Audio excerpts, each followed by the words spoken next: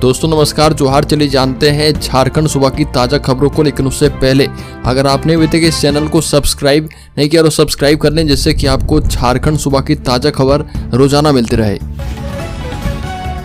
सबसे पहले खबर, आईएएस मनीष रंजन को दूसरा समन 28 मई को बुलाया गया। टेंडर कमीशन मामले में आईएएस मनीष रंजन को ईडी ने 28 मई को पूछताछ करने के लिए बुलाया और ईडी ने इससे पहले समन भेजकर 24 मई को पूछताछ करने के लिए बुलाया था, लेकिन मनीष रंजन ने एक सरकारी कर्मचारी से चिट्ठी भिजवाकर दूसरी तारीख मांगी थी और ईडी ने अब 28 मई को पूछताछ करने के लिए समन किया है। ईडी को जो दस्तावेज मिले हैं उसमें एम का जिक्र है और ईडी को शक है कि तत्कालीन ग्रामीण विकास विभाग के सचिव और वर्तमान में भवन निर्माण विभाग के सचिव मनीष रंजन इसमें शामिल हो सकते हैं। मनीष रंजन ग्रामीण विकास विभाग में सचिव के पद पर रहे हैं और टेंडर कमीशन मामले में इनकी क्या भूमिका रही, इसकी जांच होनी है। अगली खबर, झारखंड में द्वितीय चरण में 61% वोटिंग। गिरिडीह में सबसे ज्यादा 64% वोटिंग हुई है और सबसे कम रांची में 58% वोटिंग हुई है। झारखंड की 4 लोकसभा सीट धनबाद, गिरिडीह, रांची और जमशेदपुर पर वोटिंग खत्म हो गई। कुल मिलाकर 93 उम्मीदवार मैदान में थे और झारखंड में कुल 61% वोटिंग हुई है। झारखंड के 4 सीटों में सबसे अधिक वोटिंग गिरिडीह में 64% हुई है और रांची में सबसे कम 58%। इसके अलावा धनबाद में 58.90% और जमशेदपुर में 64% वोटिंग हुई है। अगली खबर, राज्य में स्कूलों में पोषण किट से कितना फायदा, सरकार करेगी रिपोर्ट तैयार। राज्य में कल्याण विभाग के द्वारा संचालित आवासीय विद्यालय में फूड बास्केट से मिलने वाले पोषण पौष्टिकता पर राज्य सरकार विशेष रिपोर्ट तैयार करेगी। हालांकि इससे पूर्व जनजातीय अनुसंधान संस्थान TRI के माध्यम से सभी आवासीय विद्यालय में पोषण किट से क्या लाभ मिला, छात्रों में इस पोषण किट का क्या फायदा हुआ, इस पर अध्ययन किया जाएगा और यह अध्ययन कार्य लोकसभा चुनाव 2024 को लेकर जारी आदर्श आचार संहिता के समाप्त होने के बाद शुरू होगा और इसकी प्रक्रिया पूरी कर ली गई है और इस अध्ययन कार्य के लिए राज्य सरकार की ओर से 7,15,000 रुपए खर्च किए जाएंगे। एजेंसी एवं शोधकर्ता संगठनों का चयन किया जाएगा और इसके बाद विशेषज्ञ के माध्यम से विस्तृत अध्ययन करते हुए रिपोर्ट तैयार करके राज्य सरकार को सौंपी जाएगी। अगली खबर, कल्पना सोरेन ने रांची में डाला वोट, कहा कि हेमंत है तो हिम्मत है। झारखंड के पूर्व मुख्यमंत्री हेमंत सोरेन की पत्नी कल्पना सोरेन ने लोकसभा चुनाव के 6ठे चरण के बीच रांची में अपना वोट डाला।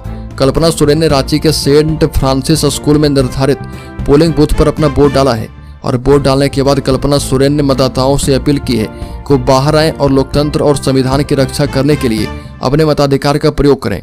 हालांकि वोटिंग अब खत्म हो चुकी है। कल्पना सोरेन ने कहा कि आज मैंने अन्याय पर न्याय की भारी जीत के लिए चुनाव के इस महापर्व पर अपने मताधिकार का प्रयोग किया है। अगली खबर, जमशेदपुर में हथियारबंद बदमाशों ने आभूषण की दुकान में डाली डकैती। झारखंड के जमशेदपुर के व्यस्त सोनारी इलाके में 3 हथियारबंद लोगों ने दोपहर बंदूक के बल पर एक आभूषण की दुकान में लूटपाट की और पुलिस ने यह जानकारी दी है। पुलिस ने बताया कि घटना दोपहर करीब 1:40 पर सोनारी मेन रोड पर स्थित MB ज्वेलर्स की दुकान पर हुई है और 3 हथियारबंद लोग ग्राहक बनकर दुकान में दाखिल हो गए और जैसे ही मालिक कौशल जैन ने उन्हें अंगूठी दिखाई, उन्होंने अपनी बंदूकें निकाल ली और कुछ ग्राहकों एवं कर्मचारी के साथ उन्हें बंधक बना लिया। पुलिस ने बताया कि इसके बाद उन्होंने दुकान में लूटपाट की और मोटरसाइकिल पर सवार होकर मौके से भाग गए। उसने बताया कि गनों की कीमत और लूटी गई नकदी का मूल्यांकन किया जा रहा है, लेकिन अनुमान है कि इसकी कीमत 50 लाख रुपए से अधिक है। अगली खबर, प्रधानमंत्री मोदी की 28 मई को झारखंड के दुमका में रैली। पीएम मोदी 28 मई को झारखंड के दुमका पहुंच रहे और पीएम मोदी यहां पर हवाई अड्डे पर संथाल परगना प्रमंडल के 3 लोकसभा क्षेत्र से अपनी पार्टी के उम्मीदवारों के पक्ष में चुनावी रैली को संबोधित करेंगे। भाजपा ने इसकी तैयारी शुरू कर दी है, जानकारी भाजपा के जिला प्रवक्ता पिंटू अग्रवाल ने दी है और रैली में संथाल परगना प्रमंडल के दुमका, गोड्डा और राजमहल के उम्मीदवार सीता सोरेन, निशिकांत दुबे और ताला मरांडी मौजूद रहेंगे।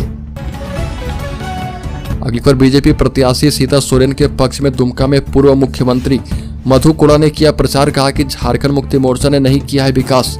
पूर्व मुख्यमंत्री मधु कोड़ा ने दुमका लोकसभा क्षेत्र की बीजेपी प्रत्याशी सीता सोरेन के पक्ष में प्रचार किया और इस दौरान उन्होंने 4 गांव कोल्हा, दलदली, झिकरा एवं छोटा फूल झंझरी में जनसंपर्क अभियान चलाया। पूर्व मुख्यमंत्री मधु कोड़ा ने झारखंड मुक्ति मोर्चा प्रत्याशी नलिन सोरेन के ऊपर हमला बोलते हुए कहा कि 7 बार विधायक रहे और जिन्हें लगातार 35 साल से जनता जनार्दन का आशीर्वाद प्राप्त हो रहा, उन्होंने अपने विधानसभा क्षेत्रवासी के लिए क्या किया। अगली खबर, संताली एवं क्षेत्रीय सिनेमा जगत ने एक और सितारे को खो दिया। कैंसर से लड़ते लड़ते जीवन की जंग हार गए सोनेत सानू मुर्मू। संताली सिनेमा का एक और सितारा कहीं खो गया। प्रथम फुल लेंथ की संताली फिल्म चांदोली खोन के लेखक, गीतकार एवं गायक सोनोज सारो मुर्मू का देर रात निधन हो गया। सोनोज सारो मुर्मू लंबे समय से कैंसर की बीमारी से लड़ रहे थे। आखिरकार वो कैंसर बीमारी से जीवन की जंग को जीत नहीं पाए और इस दुनिया से विदा हो गए। संताली समेत क्षेत्रीय भाषा की फिल्म इंडस्ट्री में शोक की लहर दौड़ गई है।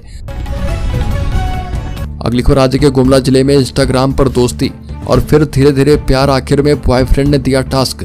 झारखंड के गुमला जिले से प्रेम प्रसंग का एक अनोखा मामला सामने आया और झारखंड की इस अनोखी प्रेम कहानी का अब बिहार कनेक्शन भी सामने आया है। दरअसल गुमला जिला के भरनू थाना क्षेत्र के एक गांव की 17 वर्षीय नाबालिग भागकर अपने प्रेमी के घर भागलपुर पहुंच गई और दरअसल नाबालिग लड़की अपने घर से झूठ बोलकर 2 मई को अपने घर से निकली थी और नाबालिग के घर नहीं लौटने पर परिजनों ने काफी खोजबीन की, लेकिन अब लड़की नहीं मिली तो परिजनों ने भरनू थाना में केस दर्ज करवाया और जांच के क्रम में पता चला करीब 9 महीने पहले नाबालिग किशोरी की दोस्ती इंस्टाग्राम पर भागलपुर के त्रिपोली थाना क्षेत्र के युवक से हुई थी। अगली खबर, राज्य के खूंटी जिले में 1.5 साल पहले तोरपा से चोरी किया गया हाईवा बड़का गांव से किया गया बरामद। तोरपा थाना क्षेत्र के खसुआ टोली से 1.5 साल पहले चोरी गए हाईवा ट्रक को पुलिस ने हजारीबाग जिले के बड़का गांव थाना क्षेत्र से बरामद कर लिया है और इस संबंध में तोरपा के एसडीपीओ क्रिस्टोफर क्रिकेटा ने बताया कि सरस्वती पूजा के दिन 28 जनवरी 2023 को तोरपा के श्रवण कुमार साहू का हाईवा ट्रक चोरी हो गया था और बताया कि चोरी गए हाईवा का नंबर बदलकर इसका रजिस्ट्रेशन नागालैंड से करवाया गया और वहां से एनओसी लेने के बाद हाईवा का हजारीबाग में फर्जी रजिस्ट्रेशन करवाकर वहीं एक व्यक्ति को भेज दिया गया। चोरी किए गए हाईवा मालिक श्रवण साहू के मुताबिक 2 दिन पूर्व तोरपा का चालक राजू साहू अंडा लदा वाहन लेकर कोडरमा गया था और वहां से लौटने के दौरान उसकी नजर चोरी किए गए हाईवा गाड़ी पर पड़ी, लेकिन उसका रजिस्ट्रेशन नंबर अलग था।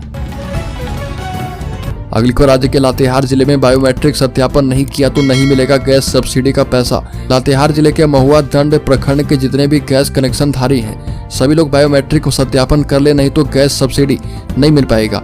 इसकी जानकारी महुआ टांड स्थित महुआ भारत गैस एजेंसी के प्रोपराइटर मोहम्मद इमरान खान ने दी है और बताया कि उज्ज्वला योजना के जितने भी कनेक्शन धारी हैं सभी को बायोमेट्रिक सिस्टम के आधार पर ही गैस की आपूर्ति की जाएगी और इसके लिए सभी उज्ज्वला योजना के लाभार्थी को बायोमेट्रिक सत्यापन करना अति आवश्यक है।